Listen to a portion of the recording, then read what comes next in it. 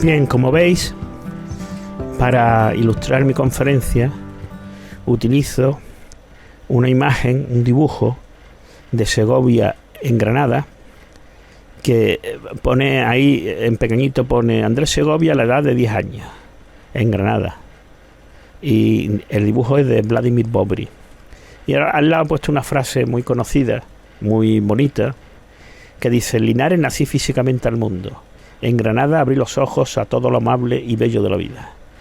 La primera vez que yo vi esa frase fue en el primer texto autobiográfico de Segovia, La guitarra y yo, que se publicó en Guitar Review en 1947. La imagen esta forma parte de la autobiografía del guitarrista, que se publicó por primera vez en 1976. Publicar sus memorias era un proyecto de Segovia que venía de atrás. Ya 20 años antes, en 1956, Segovia firmó un contrato para publicar sus memorias con una editorial americana, Harcourt, Brace and Company. Esta empresa incluso le adelantó dinero. Sin embargo, pasaron muchos años y al final el contrato se rescindió en 1969. Los de la editorial siempre estaban metiendo prisa a Segovia para que les mandase material.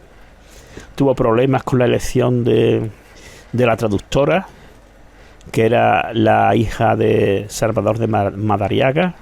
En fin, problemas de todo tipo. Y finalmente el libro con la autobiografía, que se llama Segovia, una autobiografía de los años 1893-1920, en inglés, tuvo su primera edición en Nueva York, en inglés, con la editorial Macmillan Publishing Company. Al año siguiente se publicó también en Londres, en inglés, en 1978 en Tokio, en japonés. Bueno, la primera edición tendría algunos errores o alguna cosa, porque inmediatamente se hizo una reimpresión, ya en 1977 también, de la edición esta neoyorquina. Aquí tenéis dos portadas de la autobiografía, la de la versión americana, que tiene el fondo verde, y la otra con fondo así más clarito es la inglesa. Este es Vladimir Bobry, que era guitarrista, como veis ahí. Ahora os diré más cosas de él. Aquí tenemos a Vladimir Bobry con Segovia mimetizado uno con otro. Fijaos que lleva la misma estrellita, una ropa muy parecida, las gafas, son iguales. Qué raro, ¿no? Prácticamente hasta el final de sus días Segovia estuvo intentando que sus memorias tuviesen también una edición en español, pero no lo consiguió. Hay en la Fundación Andrés Segovia de Linares, hay una última carta al respecto sobre esta historia, que está fechada el 5/12 de 1986. Segovia ha puesto una anotación en la carta diciendo que la contestó el 18 de febrero de 1987. Y unos meses después, en junio de 1987, falleció Segovia. O sea que estuvo hasta el último minuto intentando que se publicase la versión española, y no lo consiguió. Ya os he dicho que el autor del dibujo fue Vladimir Bobry, que vivió de 1898 a 1986, nació en Ucrania, en el seno de una familia acomodada.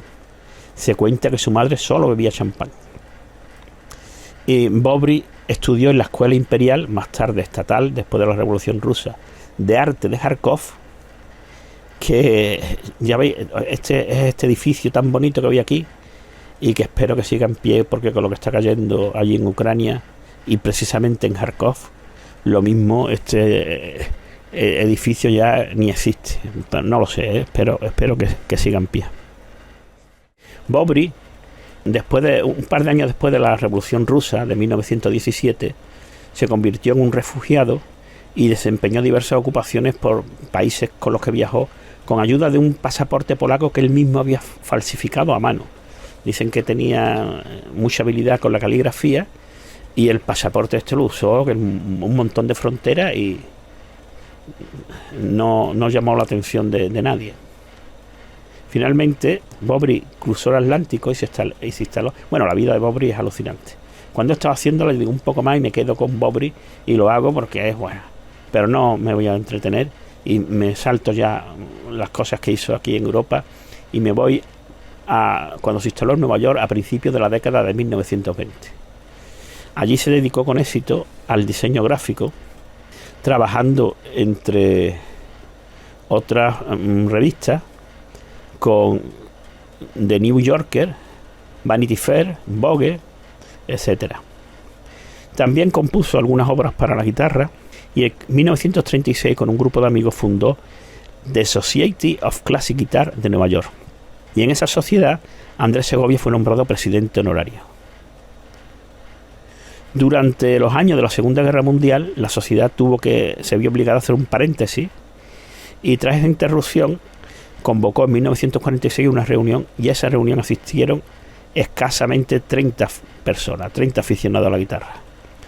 Pero la casualidad quiso que entre esos estuviesen 4 talentosos artistas gráficos: Gregory D'Alessio, George Giusti, Antonio Petruccelli y Vladimir Bobry.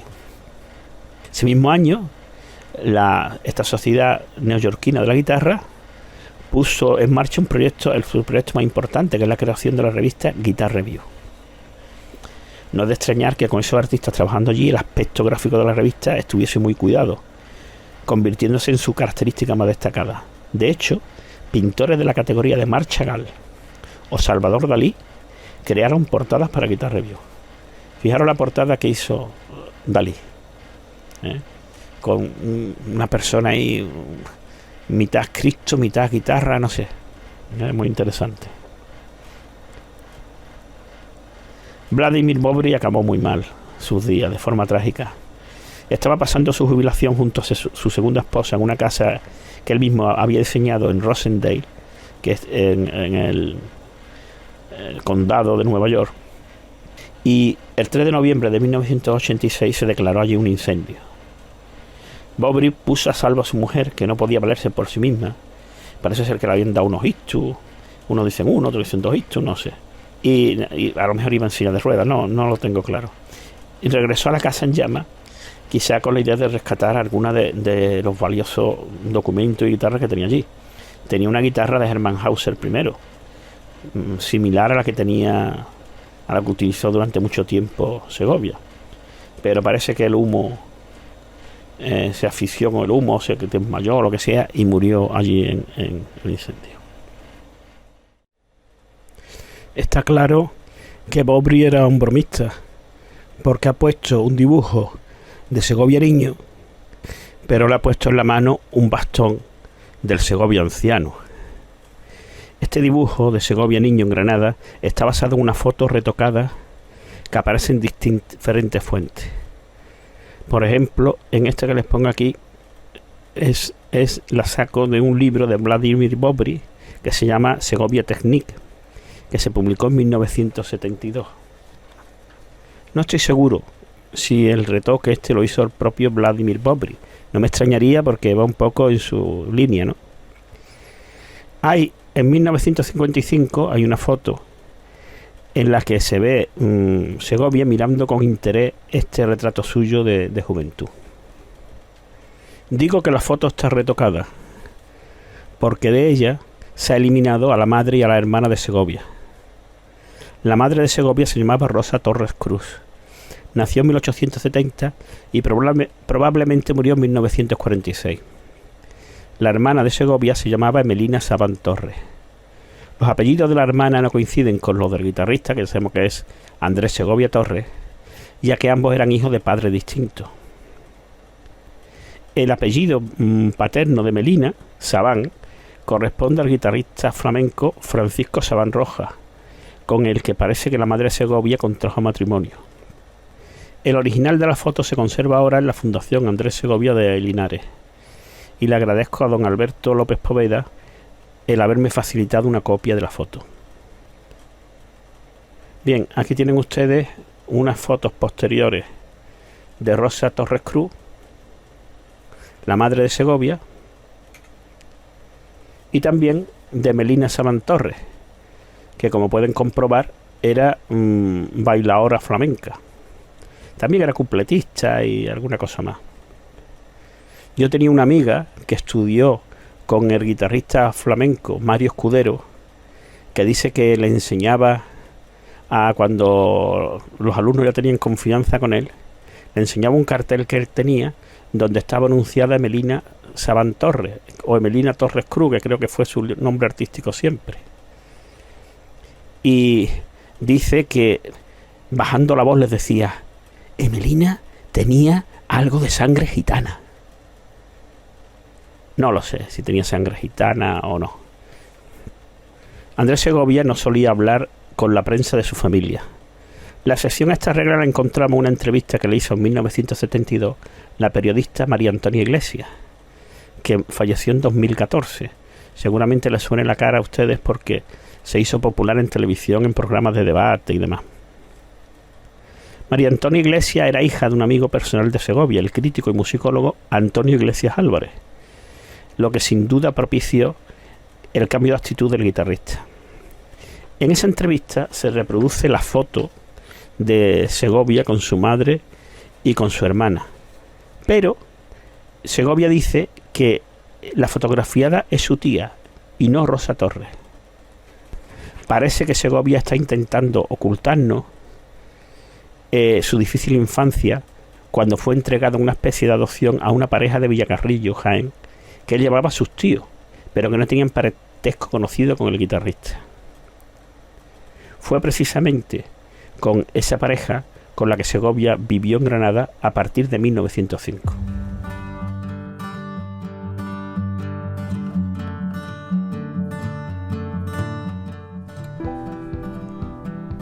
Durante la vida escolar de Segovia estaba vigente la llamada Ley Moyano, que es de 1857. El nombre lo toma del ministro Claudio Moyano, 1809-1890, que fue la persona durante cuyo mandato se aprobó la nueva legislación educativa. En Wikipedia afirman que fue la ley educativa más longeva de nuestra historia, en cuanto que con sucesivos desarrollos reglamentarios ordenó el sistema educativo de una manera u otra hasta 1970, cuando se promulga la Ley General de Educación. Pues según la Ley Moyano, el único tramo de enseñanza obligatoria era la elemental, que se impartía entre los 6 y los 9 años.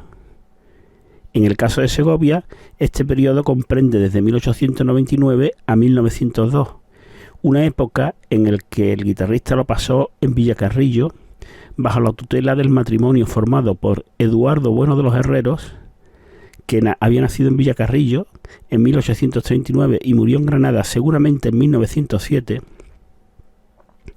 que era escribano en el juzgado de esa localidad, y su esposa Matilde Sansón Granado, que había nacido en un pueblo de Granada, en Valor, en 1842 y murió en Granada en 1915. Matilde era la hija del médico forense de Villacarrillo, José Sansón Portillo. Es a esta pareja a la que Segovia los llamaba sus tíos. Para darle mayor viso de verosimilitud a este falso parentesco, Segovia se refería a la mujer de la pareja como María en lugar de Matilde. Sin duda, la alteración en el nombre tenía la intención de hacernos creer que Eduardo Bueno de los Herreros estaba casado con María Torres Cruz, hermana de Rosa, la madre de Segovia, y esta que sí era tía del guitarrista. Alberto López Poveda, autor de la biografía más extensa que hoy en día existe sobre el guitarrista, sobre Segovia, afirma que de niño Segovia asistía en Villacarrillo al colegio de primera enseñanza de don Ambrosio Muñoz Román. También fue en estos años cuando Segovia tuvo un contacto más serio con la música, estudiando violín y solfeo con Francisco Orbera Benavides y tomando algunas lecciones de guitarra con un tocaor, lo llama él, ambulante de flamenco. Tras la enseñanza elemental obligatoria, el siguiente tramo educativo era la segunda enseñanza, que se impartía en los institutos. Y resulta que en Villacarrillo no había en esos años un centro público donde poder estudiar la enseñanza secundaria. Habría que esperar hasta 1928 para que se fundase el primer instituto en Villacarrillo. Así que cuando la familia adoptiva se mudó a Granada, donde sí había un centro de estas características y también una universidad donde se podían continuar los estudios una vez finalizada la segunda enseñanza, Segovia afirmaría años más tarde que el traslado se hizo con el generoso propósito de darme estudios universitarios.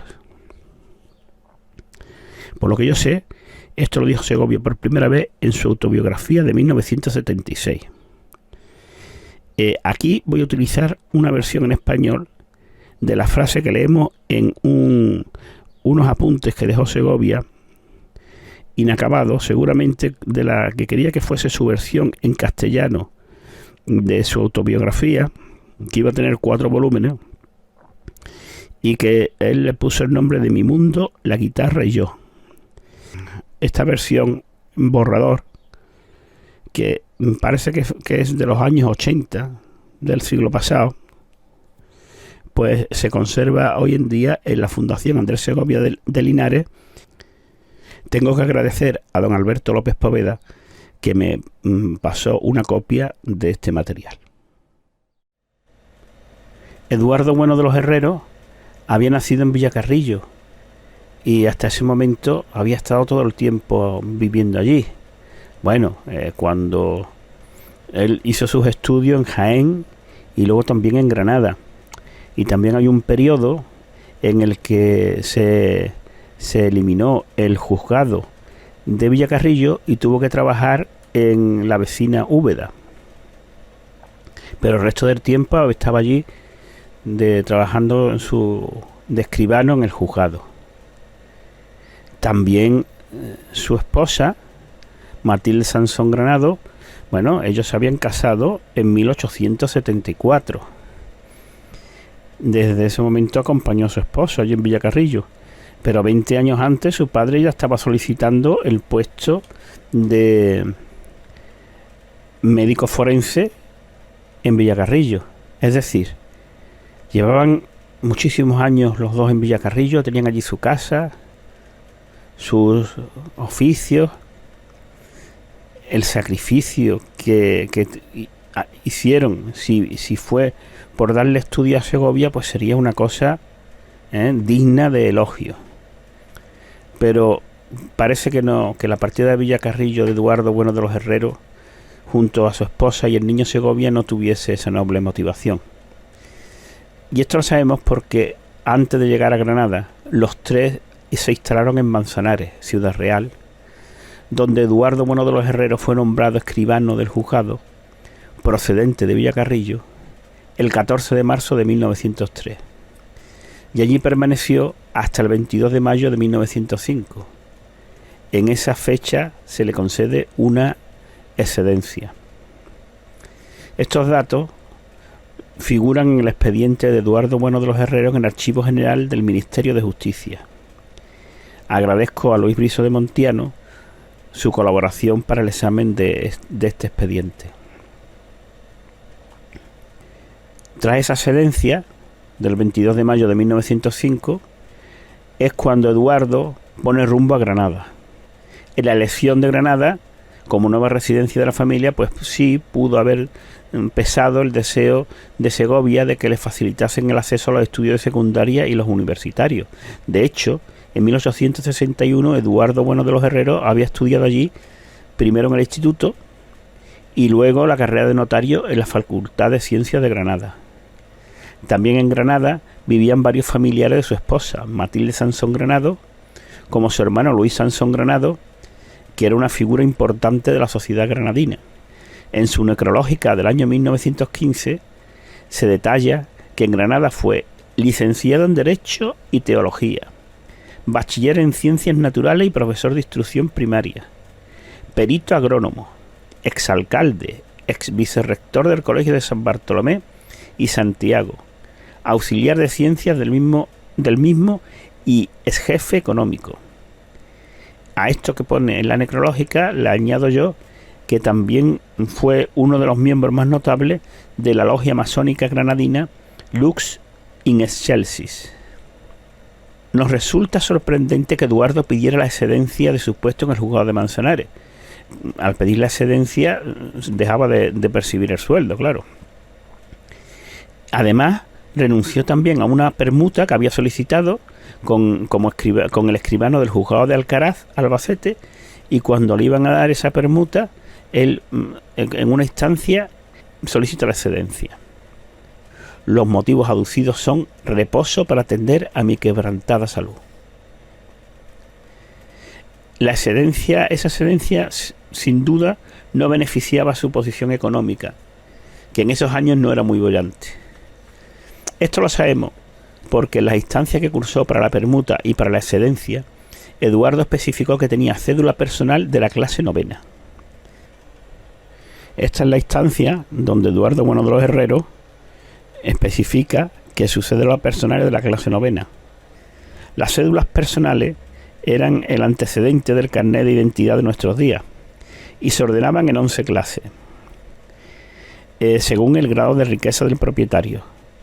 La de novena clase estaba muy cercana a la de más bajos ingresos, que era la de la clase 11. Esto es una cédula personal que he sacado de internet para que vean ustedes un ejemplo.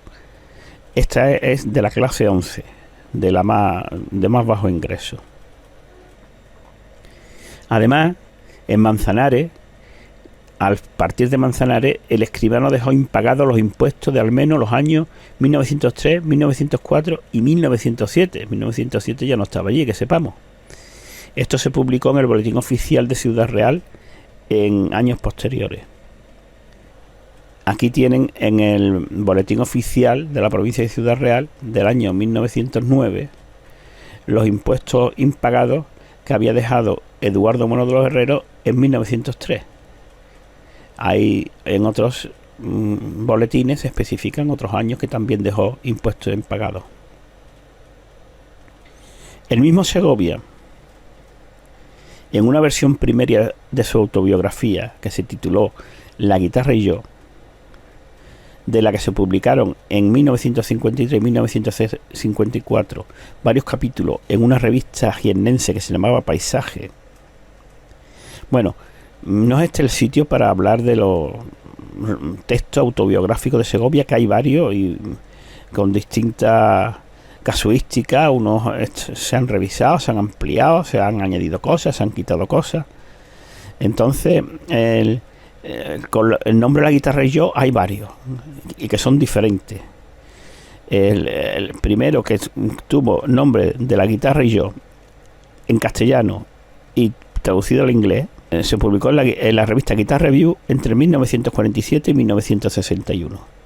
Pero cuando Segovia vuelve a España, el director de la revista Paisaje era amigo suyo, y entonces Segovia le propone publicar ahí su autobiografía.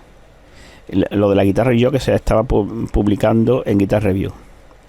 Se publican varios capítulos y no se sabe muy bien por qué se dejan en un momento dado, se corta y no se sigue por ahí. Esa versión en Paisaje ya está variada con respecto a la de Guitar Review. En el intermedio, a Segovia le habían dado su partida de nacimiento en Linares.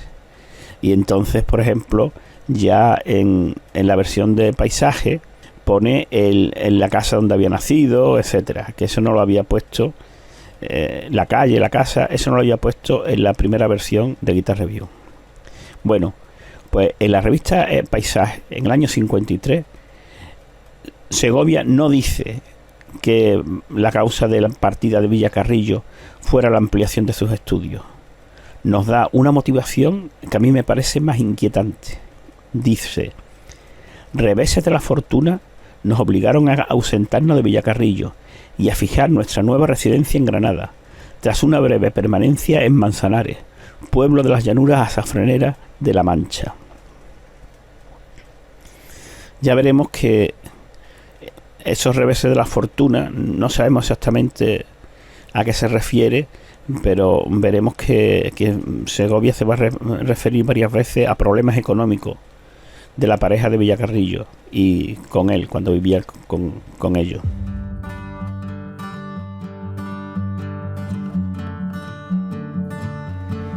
Fijémonos que Segovia dice que su estancia en Manzanares fue breve. aunque Eduardo estuvo destinado allí algo más de 2 años. Pero es posible que Segovia no estuviese todo el tiempo allí con su familia adoptiva.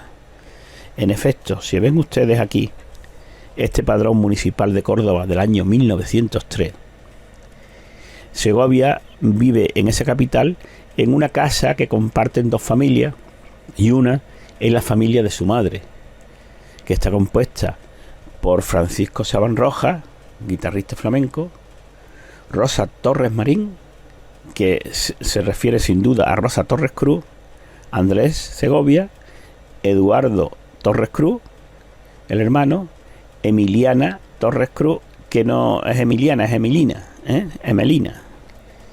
Que se equivoquen en el nombre de Emelina y pongan Emiliana, pues a mí me parece bastante plausible, porque es un nombre que no era habitual en España, era poco común.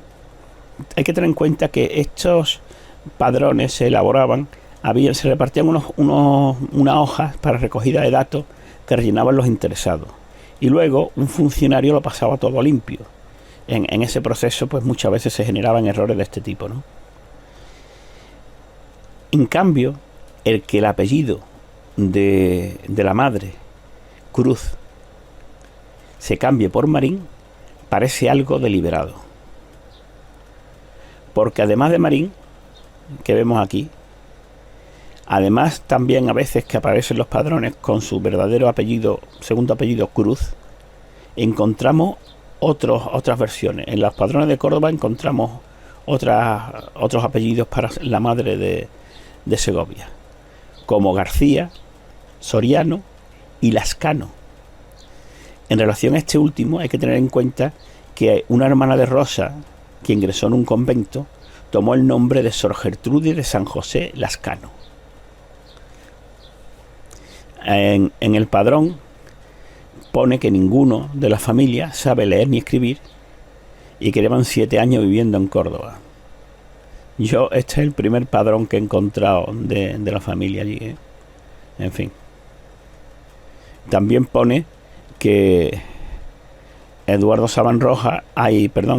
Sabán Rojas nació en Lucena, que eso es cierto, que Rosa Torres Cruz nació en Málaga, también es cierto, Andrés Segovia en Linares, y luego ya no está tan claro que Eduardo haya nacido en Córdoba y que Emelina haya nacido en Lucena. Eso no lo sabemos seguro.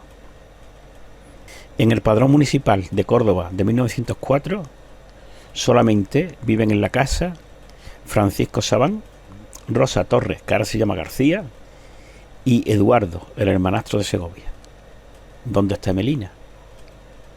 Porque ¿dónde está Andrés? Pues puede ser que estuviese en esa época, que ya estuviese en Manzanares.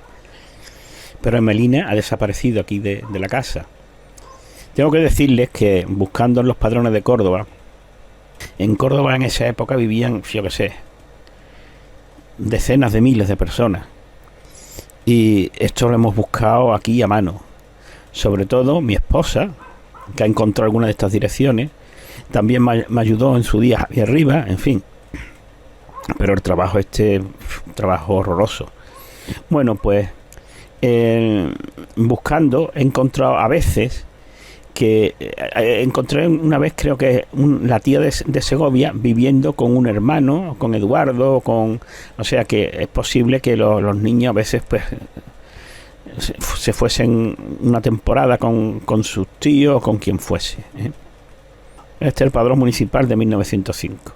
Aquí ha habido una multiplicación extraña, y además de Francisco Sabán, de Rosa Torres, ahora sí que pone Cruz, Andrés Segovia Torres, pues nos encontramos con Luis Sabán Torres, Vicente Sabán Torres, y Eduardo y Melina aparecen con los apellidos Sabán Torres. ¿De dónde han salido todas estas personas? ¿Quiénes son estas personas? ¿Se imaginan ustedes lo divertido que es buscar información en los padrones sobre Segovia y su misteriosa familia, donde los hijos aparecen, desaparecen? Una cosa, estamos hablando siempre de padrones municipales, pero la verdad es que en los padrones eran solamente se publicaban en los años que acababan en 0 o en 5, porque eran quinquenales. El resto de años lo que se hacía era una rectificación del padrón. En Córdoba los padrones y la rectificación del padrón son muy similares y tienen la información similar, la que hay. Si vemos aquí en este del 1905, que este sí que era un padrón, vemos que, por ejemplo, que no estaban los otros, la fecha de nacimiento de cada uno de estas personas. Andrés Segovia pone que nació en 1891, en realidad nació en 1893. O sea que aquí esto es poco fiable. Y ahora Francisco Sabán ha nacido en Lucena, Rosa Torres, su mujer, en Málaga, Segovia en Linares, pero ahora los otros 4 hijos han nacido todos en Villacarrillo. Otra cosa a destacar es que Francisco Sabán Rojas en oficio pone impedido. Ya veremos que Francisco Sabán muy pronto comenzó con problemas de salud que al final lo llevaron a un final muy triste. Bueno, y los Segovia y sus hermanos aparecen como estudiantes. Y ahora ya saben leer el padre o el padrastro, la madre y los 3, o sea, Segovia y los 2 hermanos mayores. En cambio, Emelina y Eduardo pues pone que no saben leer todavía. Bueno, no, los hermanos estos que han aparecido aquí nuevos, estos 2 hermanos, lo vemos en algún padrón más. A uno se le cambia el nombre, se llama de otra manera. Un lío. A mí me contó una vez don Alberto López Poveda que Segovia, tocando en una gira por Estados Unidos, se le acercó una persona que le dijo que era su hermano. No sé si sería una de estas personas que aparecen ahí, o si son otros hermanos de Segovia. La familia, el estudio de la familia de Segovia es algo muy, muy complicado.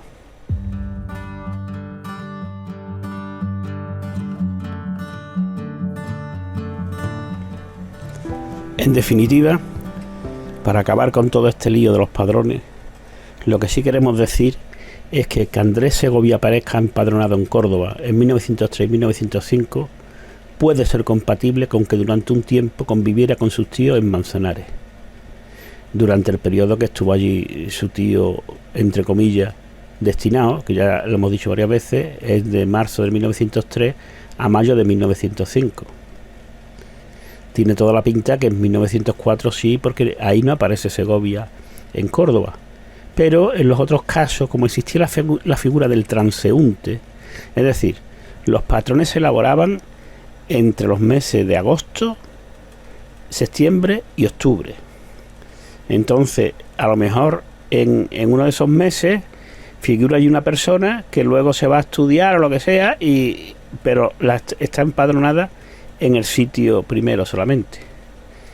Claro, en los padrones había un apartado que ponía residencia habitual o lo que sea, y eso no lo rellenaba ya nadie, ¿eh?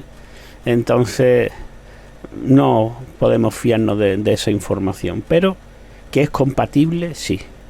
Y quizá el que Segovia dijo que estuvo poco tiempo en Manzanares, pues pueda ser verdad, porque no estuviese los 2 años completos, sino que un tiempo, como vemos en los padrones, estuviese con su familia de Córdoba.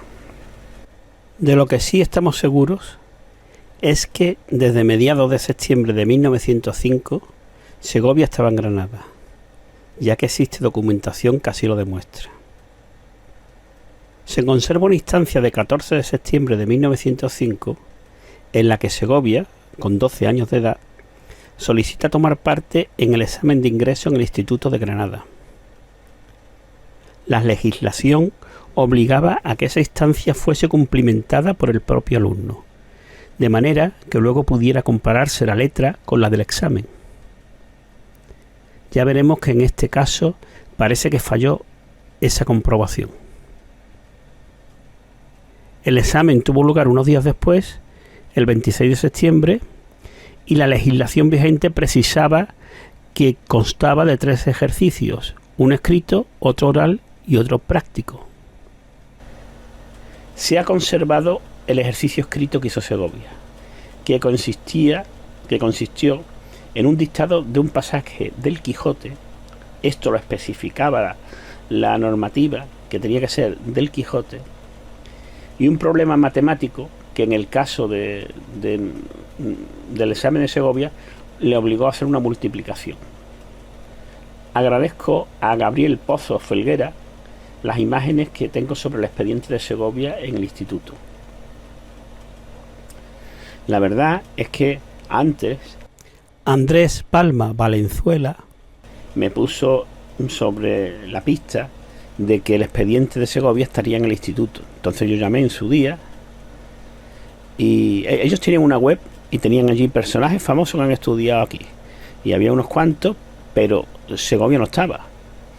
Entonces yo les di información, que quería saber lo de Segovia y tal.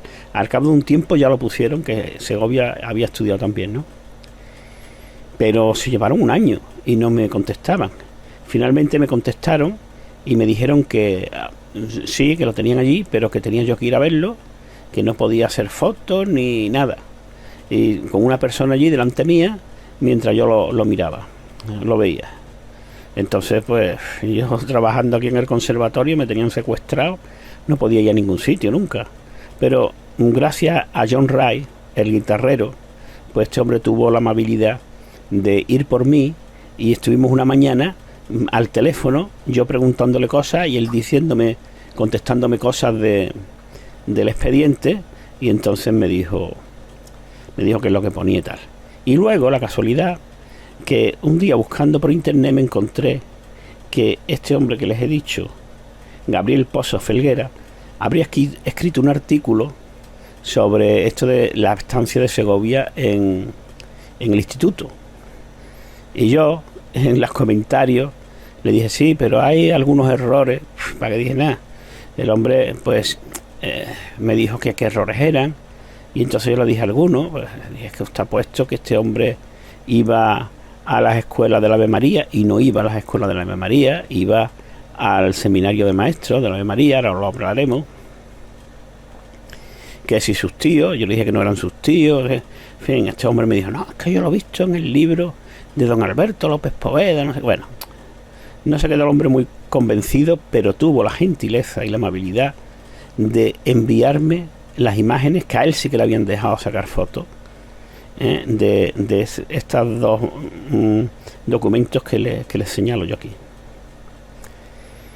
Segovia aprobó el examen y se matriculó en el Instituto de Granada, que en la actualidad es el Conservatorio Superior. El curso comenzó el día 2 de octubre. Lo normal es que comenzase el 1, pero ese año cayó en domingo y entonces hubo que esperar el día 2. Comenzó el curso y en su autobiografía Segovia nos habla de un par de profesores que recordaba él del instituto. El de matemática, Teodoro Sabrás Causapé, y el de geografía, Francisco Díaz Carmona. De Francisco Díaz Carmona lo describe Segovia como ya viejo y achacoso, además de sordo. Y la verdad es que este hombre en noviembre de 1905 había cumplido 57 años. Pero parece que la gente antes pues envejecía más pronto o lo que sea. El que Segovia se conoce de estas dos personas seguramente tiene que ver en que ambos eran, creo yo, que muy buenos profesores, o por lo menos muy buenos expertos en sus especialidades. Los dos publicaron un texto didáctico de sus especialidades, y Díaz Carmona fue también el autor de una traducción al castellano del poema La Atlántida, de Jacinto Verdaguer, el poema en que Manuel de Falla utilizó para una cantata que dejó inacabada. La traducción en verso que hizo Carmona se publicó primero en fascículos en la revista La Ciencia Cristiana en 1883 y luego el libro en 1884. Por su parte, Sabrás Causapé, una biógrafa experta en él, Caballer Vives. Por cierto, al final les voy a poner toda la bibliografía que utilizo, que ahora no la estoy diciendo para darle más agilidad a la charla, pero que es necesario que se lo diga, ¿no? Bueno, pues esta mujer nos dice que Sabrás Causa P militó en el Partido Liberal, fue elegido teniente de alcalde del Ayuntamiento de Granada y fue nombrado delegado regio de primera enseñanza. Por su dedicación a la enseñanza fue nombrado comendador ordinario de la Orden Civil de Alfonso XII en 1902 y recibió la Gran Cruz de Carlos III en 1935. Segovia no dice nada de esto. Segovia pues cuenta unas anécdotas que los alumnos pues se burlan de estos profesores, que uno por eso porque era sordo, este hombre porque era muy serio, iba así vestido siempre muy formal, en fin. Se conserva la papeleta de calificaciones de Segovia en este curso 1905-1906. Un desastre. En junio no fue admitido a los exámenes y en septiembre no se presentó.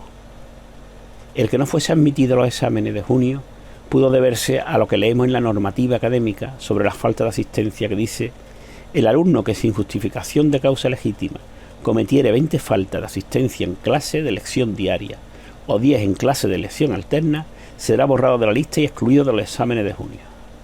O sea que seguramente faltó mucho y en junio no lo dejaron examinarse, si es que fue a examinarse, que no lo sabemos tampoco.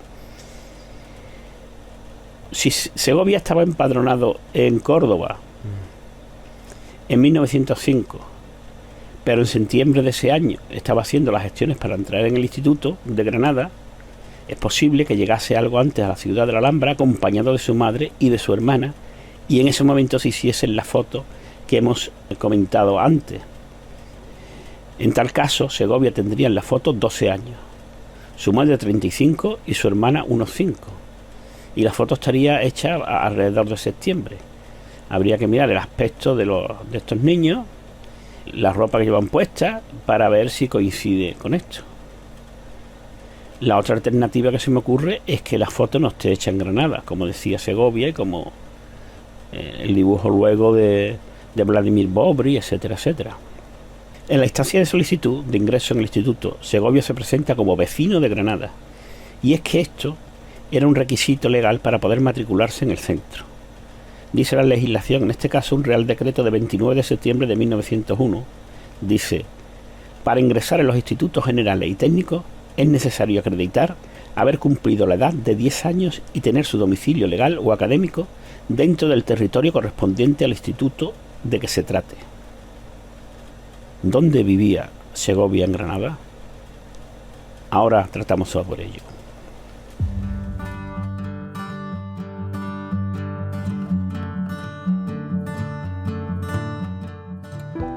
En el momento en el que estoy grabando este vídeo, falta muy poco para que sea el 7º aniversario de la muerte de don Alberto López Poveda, que falleció en 2015, poco antes de cumplir 100 años. Yo echo de menos mucho a don Alberto López Poveda, porque con él pude conversar sobre Segovia. Él sabía que yo era muy crítico con algunas de las cosas que él había escrito en su libro, y él tampoco estaba de acuerdo con otras de las cosas que yo les decía. Por ejemplo, recuerdo que una de las fechas que Segovia utilizó en documentación oficial de nacimiento suyo, yo le dije, pero si esa es la fecha en la que había nacido Francisco Tárrega. Y entonces a don Alberto le parecía absurdo de que Segovia hubiese elegido esa fecha deliberadamente, pero yo eso no lo tenía tan claro. Pero bueno, teníamos estas diferencias que los dos lo sabíamos, pero podíamos hablar de estas cosas. Además, don Alberto, cuando veía que yo ya había averiguado algunas de las cosas que él en su libro pues no desvela, por esa seguramente no querer meterse o que con la intimidad, con cosas íntimas de Segovia, que él consideraba que no se debían hacer públicas, pues en el momento en que yo ya él veía que yo ya eso lo sabía o lo había averiguado por otro, pues ya hablaba conmigo abiertamente, y eso me hizo avanzar en mi investigación bastante. Bueno, pues una conversación que tuve yo con don Alberto López Poveda me contó que una vez iba paseando por el Albaicín de Granada con Segovia y este le señaló una casa en la que habría vivido Segovia cuando niño, cuando estuvo residiendo en Granada. La casa esta de la foto, en el libro de López Poveda ponen otra foto, pero resulta que yo mirando por internet me encontré una página de los vecinos del Bajo Albaicín, creo que es, donde tenían esta foto, y luego la comparé con la que pone don Alberto López Poveda en su biografía sobre Segovia, y vi que era la misma casa, aunque la foto está tomada en momentos distintos.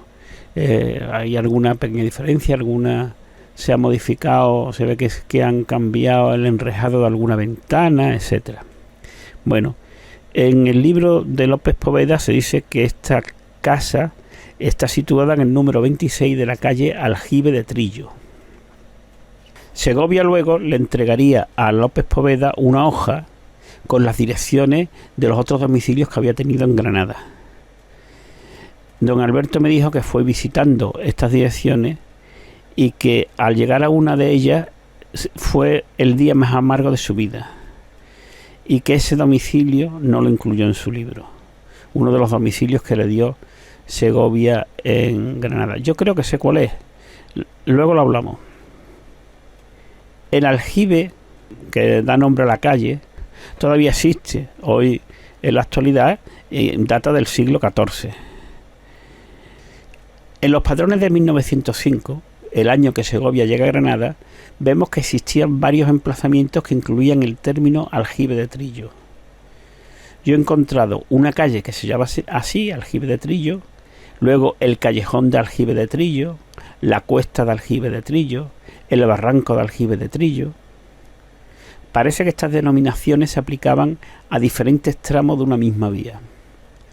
En la web de la Asociación de Vecinos y Vecinas del Bajo Albaicín, en referencia a la denominación de hoy en día, leemos: cuesta, callejón y placeta comparten nombre y confluyen en las inmediaciones del aljibe del mismo nombre. Su denominación de Trillo responde al recuerdo del comendador y caballero 24, miembro del Consejo Municipal, Juan de Trillo, quien aquí debió tener su morada allá por 1620. En las hojas de recogida de datos del padrón, además de que vemos el nombre con distintas ortografías, también nos damos cuenta que los vecinos no siempre utilizan los nombres oficiales del ayuntamiento, y a veces, en vez de encontrarnos lo de callejón, cuesta y barranco, que así están ordenadas en los padrones, los vecinos han escrito Aljibe de Trillo, ya está, es un genérico Aljibe de Trillo, a veces con distintas ortografías, y por ejemplo a veces te encuentras Ajibe Trillo y otras denominaciones similares. En el padrón de 1905, la calle Aljibe de Trillo solo consta las casas con números impares, del 1 al 17. El número 26, del que habla don Alberto López Poveda, sí existe en los padrones, pero se refiere a un domicilio no en la calle Aljibe de Trillo, sino en la calle Cuesta de Aljibe de Trillo. En 1905, en ese número, vivía un matrimonio mayor, con el marido 61 años y la mujer 60, con sus dos hijas que se llamaban Eloísa y Pilar. Sin duda, se trata de la familia a la que se refiere Segovia en su autobiografía, en la que dice: la familia del Carmen contiguo al nuestro, compuesta de un matrimonio muy mayor y dos hijas ya talluditas pero agradables de ver, intercambiaban frecuentes visitas con mis tíos. Otra vez sacó la cita de la versión en español de la autobiografía de Segovia, que se conserva en borrador y que se llama Mi mundo, la guitarra y yo. En 1905, En el número 26 de la cuesta de Aljibe de Trillo estaba empadronada únicamente la familia esta que menciona Segovia. Si, como dice Segovia, él vivía en la vivienda contigua, pues se estaría refiriendo o bien al número 24 o bien al número 28 de esa misma calle. No he encontrado en el padrón de 1905 ni a Segovia, que ya hemos dicho que ese año estaba empadronado en Córdoba, ni a sus tíos entre comillas. No obstante, tanto en el número 24 como en el número 28 vivían varias familias en cada edificio, lo que podría indicar que se trataba de un sitio donde se alquilaban habitaciones o una pensión, no sé, algo así. Y no sería descabellado pensar que la pareja de Villacarrillo y Segovia se hubiesen instalado en un lugar así a su llegada a Granada. La casa que fotografía don Alberto es una casa ahí de 3 plantas, que seguramente pues sería algo así, no cuadra que ahí viviese una sola familia con los recursos que tenía Eduardo Bueno de los Herreros en esa época. Segovia nos dice que la menor de las 2 hermanas del número 26 se llamaba Eloísa, pero en el padrón vemos que Eloísa figura con 28 años y Pilar con 20. También Segovia insinúa algún tipo de relación amorosa con la hija menor de la familia. Escribe Segovia: así sobrevino mi primera lección sentimental. La maestra tenía más de 20 años y yo frisaba en los 12. Pero lo que nos interesa ahora es que el maestro de Linares afirma que se refugiaba en ese Carmen para poder practicar con la guitarra sin que lo supiesen sus tíos. Vamos entonces ahora a referirnos a la relación de Segovia con la guitarra durante su estancia en Granada.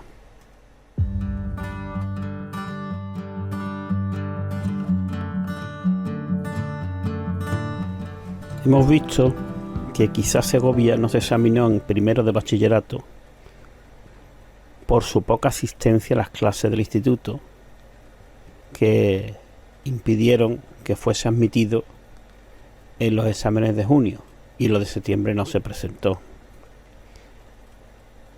Si fuese así, ¿cuál sería el motivo de esa falta? Algunas personas culpan de ello a la pasión que tenía ya entonces Segovia por la guitarra. Por ejemplo, Gabriel Pozo Felguera escribe: Andrés Segovia mantenía a sus tíos engañados. Se dedicaba más a tocar la guitarra que a estudiar. Apenas fue a clase y por tanto sus profesores no le permitieron hacer el examen por superar ampliamente el número de ausencias. Este es un artículo que escribió Pozo Felguera en 2017. Se puede ver en internet. En otra parte del mismo texto leemos: se aprecia en su firma que lo que le importaba era la música.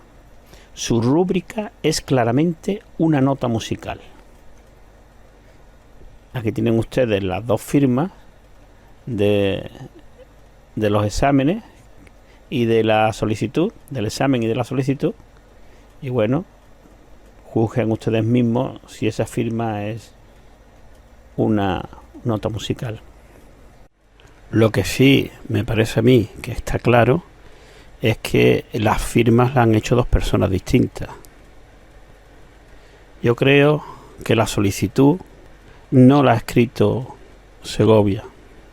A lo mejor no llegó a tiempo desde ese viaje que hemos dicho antes de Córdoba, donde pudo llegar a Granada acompañado de su madre y de su hermana. Si se fijan ustedes en la solicitud, también hay problemas con la fecha que está escrita, que parece que al principio pondría 7 de septiembre o algo así, y luego han puesto 14. Lo de 14 pues parece que es la fecha más probable de entrega, 14 o 15, porque luego hay una persona que le da el admisible y la fecha que tiene puesta es 16 de septiembre de 1905. Ese curso, 1905-1906, en el instituto va a ser el único que Segovia estuvo matriculado allí. En su autobiografía, el guitarrista dijo que en esa época el amigo más leal, delicado e inteligente fue Antonio Gallego Bunil. Hay un error, es Burín. Eso lo leemos en la autobiografía de Segovia. Antonio Gallego Burín, que es esta persona que tienen aquí en esta foto de niño, nació en 1895, falleció en 1961, y Segovia y él se conocieron al coincidir en el instituto en 1905. Su amistad se prolongaría hasta el fallecimiento de Gallego Burín en 1961. Gallego Burín fue presidente del Centro Artístico de Granada, catedrático en su universidad, alcalde de la ciudad. En 1951 fue nombrado director general de Bellas Artes. Desde ese puesto creó el Festival Internacional de Música y Danza de Granada, y la actuación de Segovia en su primera edición de 1952 supuso el regreso a España de Segovia tras tener que abandonar el país años atrás, en 1936, al inicio de la Guerra Civil. En una entrevista en julio de 1960, Segovia le contó a Marino Gómez Santos que en el instituto formó parte de una estudiantina y que su director era Antonio Gallego Burín. Gallego Burín era 2 años más joven que Segovia. Había nacido el 20 de enero de 1895. Así que cuando formó parte de la comparsa Los Baturros, que es la agrupación musical en cuestión de la que estamos hablando, hacía poco que había cumplido los 10 años. La pertenencia de Andrés Segovia a Los Baturros ha sido descubierta por Ignacio Ramos Altamira. Aquí tienen ustedes un artículo que se publicó en la prensa granadina, en el periódico La Publicidad, en 1906, el 18 de marzo de 1906, en la que nos hablan de los Baturros y nos explican la organización que tienen. Esta estudiantina, en este caso la llaman una comparsa, etcétera, estaban muy organizadas, tenían sus presidentes, sus secretarios, abanderados, en fin, todo tipo de... estaba muy organizado. Y entonces ahí pueden ver que el director de los Baturros no era Antonio Gallego Burín, era José María Meléndez Nestares. Antonio Gallego Burín era secretario de la comparsa y también director de panderas. Por su parte, Andrés Segovia era vocal de la organización y tocaba la guitarra. En marzo de 1906, la prensa granadina publicó varias noticias como esta y otras más sobre los Baturros, relacionados con el festejo conocido como Cierra la Vieja. De esta costumbre, bastante incorrecta sería considerada hoy en día, creo yo, leemos en la web de la Asociación de Vecinas y Vecinos Bajo Albaicín. Nuestro centenario escritor Francisco Ayala, en El tiempo y yo, o El mundo a la espalda, Madrid 1992, hace un comentario de esta tradición de su estancia en el Carmen del Albaicín en San Gregorio Alto, al que titula Caza de Brujas. Recordaré a propósito una costumbre popular que entonces existía allí y no sé si aún subsiste: la fiesta infantil de Cierra la Vieja. En mi tierra natal salíamos armados de espadas de madera e improvisados arreos militares para acorralar a cuanta vieja, esto es, bruja, hallábamos en la calle y exigirle el rescate de una moneda. Ignorantes, por supuesto, de la arcaica acepción del verbo cerrar, como acometer. Ya Sancho Panza no entendía el grito de Santiago y cierra España, corregíamos a veces el nombre de esta diversión transformándolo en Encierra la Vieja. No sabemos si finalmente Andrés Segovia participó en el festejo, ya que en la crónica que se publicó en el Noticiero Granadino de 22 de marzo de 1906, esto es el día después de la celebración de Encierra la Vieja, solo se nombra como guitarrista de los Baturros a Adriano Coronel Velázquez. No está ya Segovia por ningún sitio. No he encontrado ninguna otra referencia que relacione a Adriano Coronel Velázquez con la música. Hoy en día es conocido por haber ejercido como vocal ponente en el Consejo de Guerra que el 14 de octubre de 1940 condenó a muerte al presidente de la Generalitat, Luis Companys. Quizá Eduardo Bueno de los Herreros no dejó que Segovia tocase con los Baturros como castigo por su falta de rendimiento en el instituto. En su autobiografía, Segovia escribe: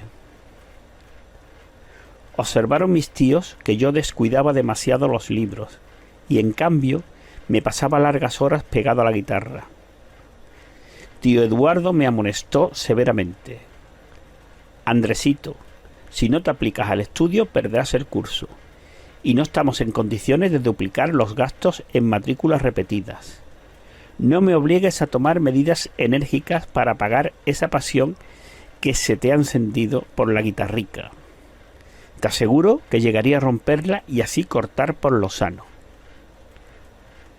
La matrícula del instituto creo que costaba 10 pesetas. Bueno, esto es una hipótesis. No sabemos si llegó a tocar y no lo pusieron en el periódico, si no tocó por cualquier otra razón. En fin, esto es una hipótesis que habría que demostrar, pero fijémonos en un par de cosas. Una, que otra vez se habla de problemas económicos. Y también reparemos en que pocos meses después de llegar a Granada, Segovia estaba ya ejerciendo de guitarrista. Bueno, seguramente para tocar en la comparsa no era necesaria una gran habilidad con el instrumento. Puede que fuesen suficientes las clases que, como vimos antes, Segovia recibió de guitarra en Villacarrillo. Vamos a profundizar algo más en todo esto.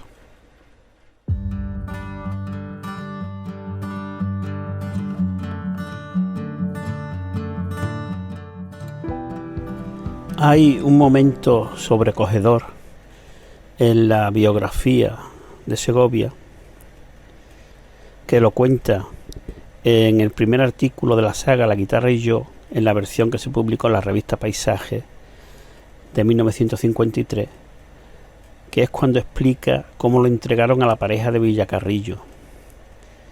Dice: me arrancaron de la cuna viva de los brazos maternos y lloré con profundo desconsuelo.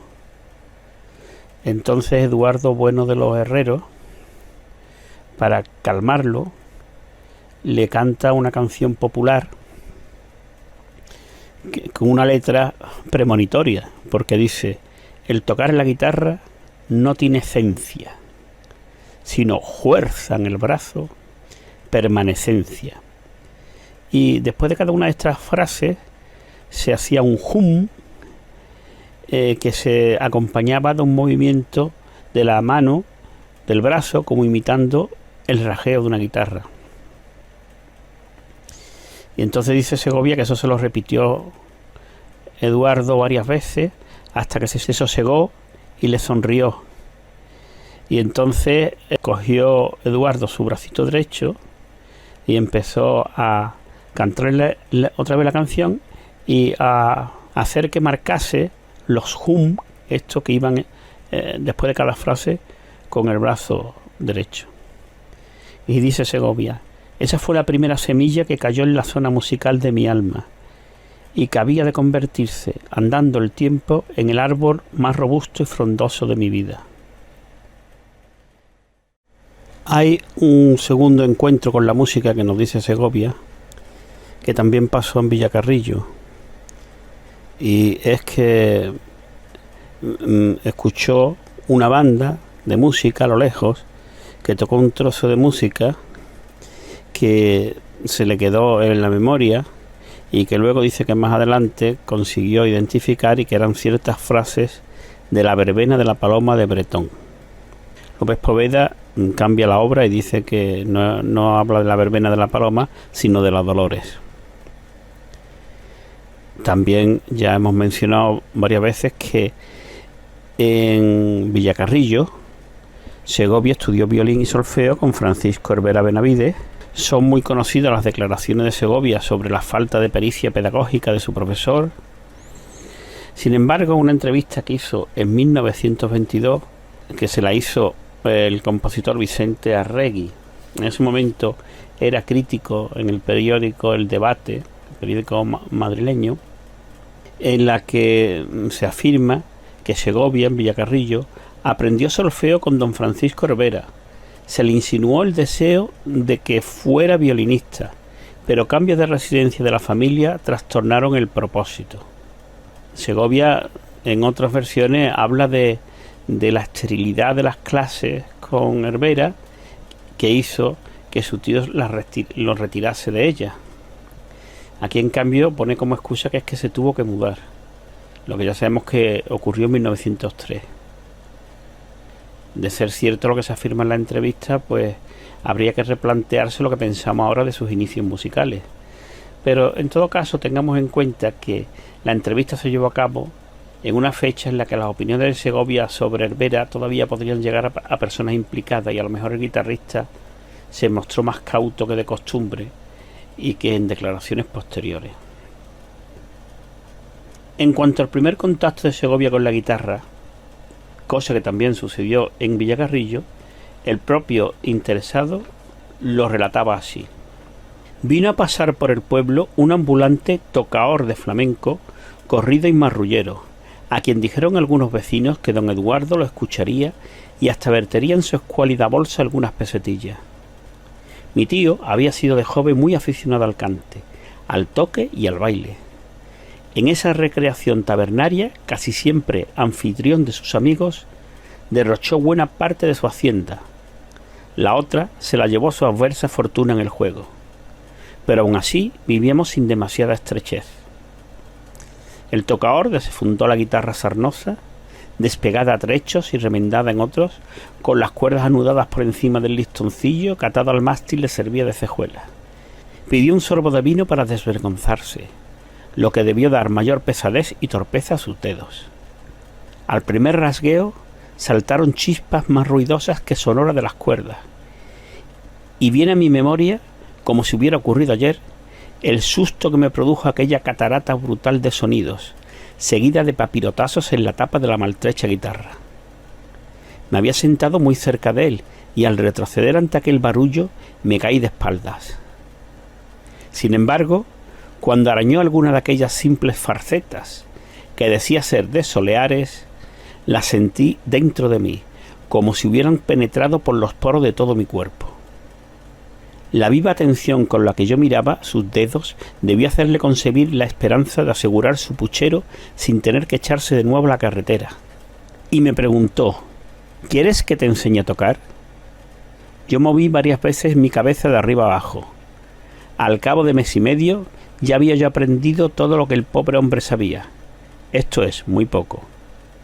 Mi tío comentaba frecuentemente con sus amigos algo que yo oía sin comprender. Este muchacho tiene tal facilidad que no parece que aprenda, sino que recuerda. Nos lo cuenta Segovia en Mi mundo, la guitarra y yo. López Poveda nos ofrece más información sobre el guitarrista flamenco de quien Segovia aprendió los primeros rudimentos de la guitarra. Nos dice que era un ciego ambulante, muy conocido en la ciudad, y al que llamaban Macareno. Pero lo que nos cuenta el propio Segovia en sus memorias no es compatible con un guitarrista ciego.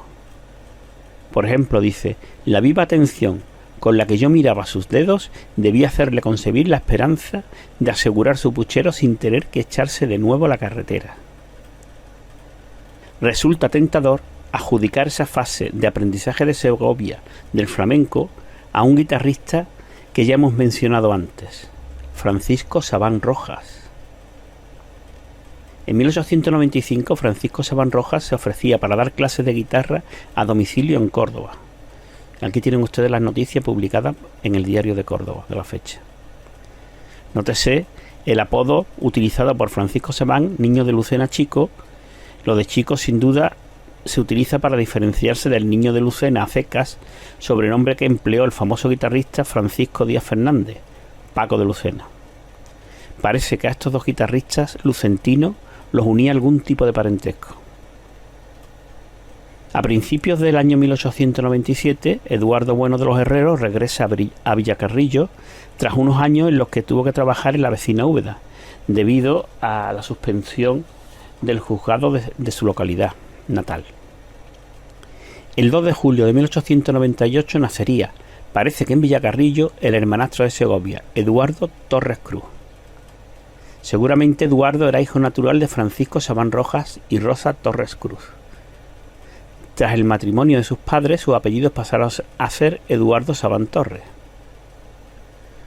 Por tanto, Sabán Rojas pudo haber dado lecciones a Segovia en 1897 y a raíz de ese contacto pudo iniciar una relación sentimental con la madre del guitarrista, Rosa Torres Cruz.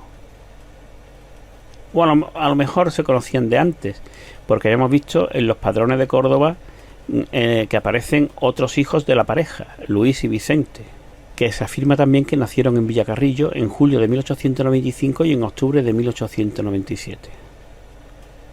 Estamos entonces otra vez de nuevo en el terreno de la hipótesis y no sabemos si algún día podría aclararse todo esto. Francisco Sabán acabó sus días en un asilo. En el Archivo Municipal de Córdoba, la ciudad donde residía entonces Segovia con su madre y su padrastro, se conserva una hoja de recogida de datos para la elaboración del padrón municipal de 1910. Y esa hoja está cumplimentada y firmada por Segovia, que en ese año había cumplido 17. En realidad, rellenar el impreso del censo era obligación del cabeza de familia, en este caso Francisco Sabán, pero Segovia firmó el acta P.O. por orden o no sé lo que significará eso. Quizá su padrastro no pudo hacerlo debido a su delicado estado de salud o por otro motivo que desconocemos. En el apartado del padrón donde había que indicar la profesión de Francisco Sabán Rojas, Segovia ha escrito inútil. Recordemos que en el padrón de 1905 el funcionario que lo rellenó puso la ocupación del padre de Segovia, puso impedido. En 1906 encontramos noticias en los periódicos de Córdoba sobre Francisco Sabán, que se hallaría ingresado en el Hospital de Crónicos. En 1907 se le concede el ingreso en la Casa de Socorro, hospicio. En 1911 escribía sobre Francisco Sabán Eugenio García Nielfa, periodista nacido en las Islas Filipinas.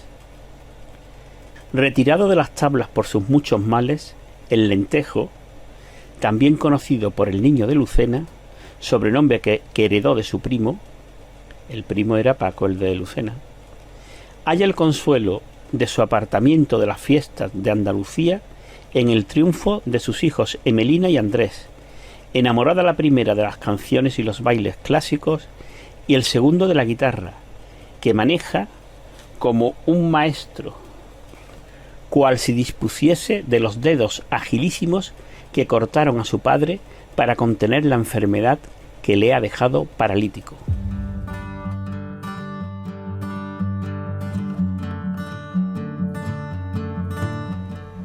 En el relato que hace Segovia de sus lecciones de guitarra flamenca en Villacarrillo, afirma: mi tío había sido de joven muy aficionado al cante, al toque y al baile.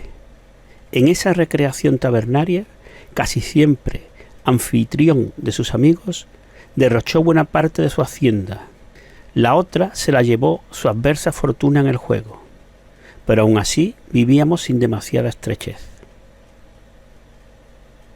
En efecto, en el registro de defunción de la hermana de Eduardo Bueno de los Herreros, que se llamaba Emelina Bueno de los Herreros, el padre, Francisco de Paula, figura en 1846 con la profesión de hacendado, así que debió de tener propiedades que pudo heredar Eduardo.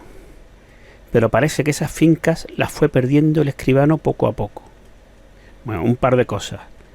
Eduardo Bueno de los Herreros tenía una hermana que se llamaba Emelina. Eduardo y Emelina. Eduardo Torres Cruz, más tarde Eduardo Sabán Torres, más tarde Eduardo con otro apellido también que se volvió a cambiar, tenía una hermana que se llamaba Emelina. Eduardo y Emelina eran los hermanastros de Segovia. Está claro que esto no puede ser una casualidad. Durante la Guerra Civil Española se destruyó muchísima documentación. En Jaén se perdieron muchos archivos. En Villacarrillo quedan pocas cosas. Tengo que agradecer a Ramón Rubiales, que me ha facilitado documentación de allí, de Villacarrillo. Entre la que se conserva están los documentos de la contribución. Y en ellos vemos que en 1890-91 Eduardo Bueno de los Herreros figuraba con 3 olivares y una finca. En 1894-95 se le da de baja a un olivar y el resto de propiedades pasan a su esposa, Matilde Sansón Granados, con la que había contraído matrimonio 20 años antes, 1874. En 1898, Matilde vende una casa que parece que heredó de su padre y unos meses después los 2 olivares que le quedaban. Es decir, esto que nos cuenta Segovia de que Eduardo Bueno de los Herreros fue perdiendo toda su hacienda, pues parece ser cierto. Nos estamos quedando sin tiempo ya y tenemos que cerrar la conferencia y no quiero que se me quede ninguna de las cosas que he mencionado en capítulos anteriores, se me quede sin decir. Así que me van a permitir que dé un pequeño salto adelante para cerrar esta charla dando unos datos que prometí dar sobre la casa, el domicilio de Segovia en Granada, que tanto disgustó a don Alberto López Poveda. En 1929, el guitarrista alemán de origen ruso Fritz Bueck, que vivió de 1864 a 1942, publicó su libro, que en español sería algo así como La guitarra y sus maestros. En él Bueck hace una llamativa afirmación sobre Segovia. Al igual que su famoso compatriota Sor, recibió su educación y sus primeras lecciones de música en un seminario. Esta información es llamativa, pero tiene visos de verosimilitud, y podría haber sido comunicada a Bueck por el propio Segovia, que en 1924 llevó a cabo una gira por Alemania. Claro que la comparación con Sor no es demasiado afortunada, ya que las instituciones donde uno y otro estudiaron eran de naturaleza diferente. Sor en el monasterio de Montserrat, Segovia en el seminario de maestros fundado en Granada por el padre Andrés Manjón, 1846-1923, el 12 de octubre de 1905. Hoy en día se conoce principalmente a Andrés Manjón por su iniciativa pedagógica de creación de las escuelas del Ave María. El padre Manjón era muy crítico con la preparación de los maestros que en aquella época se hacían en las escuelas normales, así que al final creó un centro propio para preparar a los maestros que luego se repartirían por las escuelas del Ave María. Segovia estudió en el seminario de maestros. En el seminario de maestros se impartían los estudios de magisterio, pero de forma no oficial. Así que para darles validez académica, los futuros maestros tenían que examinarse en la Escuela Normal Superior de Maestros de Granada. El 15 de mayo de 1907, Segovia, que había cumplido los 14 años, que era la edad mínima para poder hacerlo, cumplimenta la correspondiente instancia para hacer el examen de ingreso en la Escuela Normal. Se ha conservado el ejercicio escrito que hizo Segovia, aunque no el de las calificaciones. Al año siguiente, el 15 de mayo de 1908, Segovia se matriculará de manera no oficial en primero de Geografía e Historia Universal. También se conserva ese examen, que está fechado el 9 de junio de 1908. En ese examen Segovia obtuvo un notable y ya no hemos encontrado más documentación sobre los estudios de magisterio de Segovia. Pero lo que nos interesa es el primero de esos documentos, en el que Segovia solicita poder realizar el examen de ingreso. Porque en esa solicitud hay un domicilio que no está recogido en el libro de López Poveda. Se trata de la calle San Juan de los Reyes, número 38. ¿Sería esta la dirección que tanto disgustó a López Poveda, como dijimos antes, y que por eso no incluyó en su libro? Es posible, habida cuenta de que San Juan de los Reyes era considerada la calle de la prostitución en Granada.